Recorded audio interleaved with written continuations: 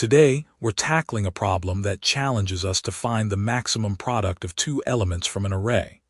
The twist is, we need to decrement each chosen element by 1 before multiplying. How can we ensure we always pick the optimal pair?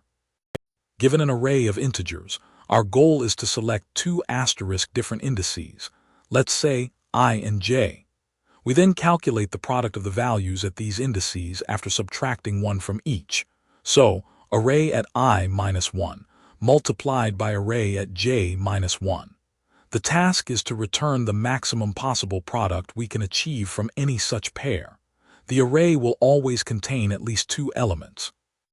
A straightforward approach involves iterating through all possible pairs of distinct elements.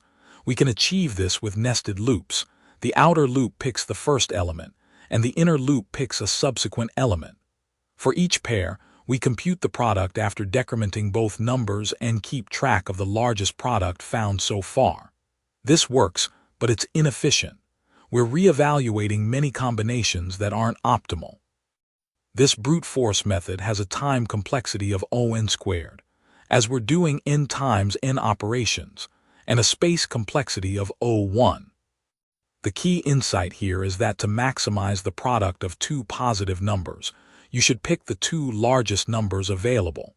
Since we're subtracting 1 from each, finding the two largest original numbers will directly give us the two largest decremented numbers.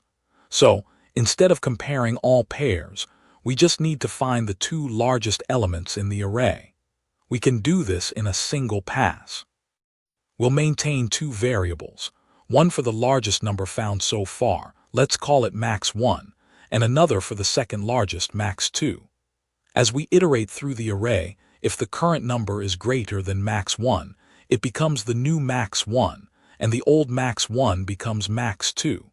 If the current number isn't greater than max1 but is greater than max2, it becomes the new max2. We initialize both max1 and max2 to 0, assuming non-negative numbers in the input, which is common for this type of problem. Let's trace this with an example, the array 3, 4, 5, 2. We start with max1 and max2 both at 0. First element is 3. Since 3 is greater than max1, max2 becomes 0 and max1 becomes 3. Next, 4, 4 is greater than max1, which is 3, so max2 becomes 3 and max1 becomes 4. Moving to 5, 5 is greater than max1, which is 4, so max2 becomes 4 and max1 becomes 5. Finally, 2, 2 is not greater than max1, 5. It's also not greater than max2, 4, so no changes. After iterating through the entire array, our max1 is 5 and max2 is 4. The final step is to calculate the product. 5 minus 1 times 4 minus 1, which is 4 times 3. The final result for our example array 3, 4, 5, 2 is 12.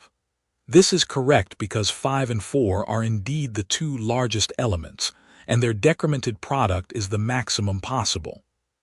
You'll spot this pattern when a problem asks for the sum or product of a fixed small number of largest or smallest elements from an array. If the number of elements is small and constant, like finding the top two, a single pass to track these specific elements is often the most efficient way.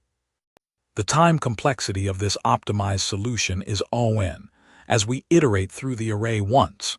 The space complexity is O1, since we only use a few constant variables. Try the next problem where you need to find the three largest elements, same pattern, just more variables. If you found this helpful, hit that subscribe button for more concise DSA explainers.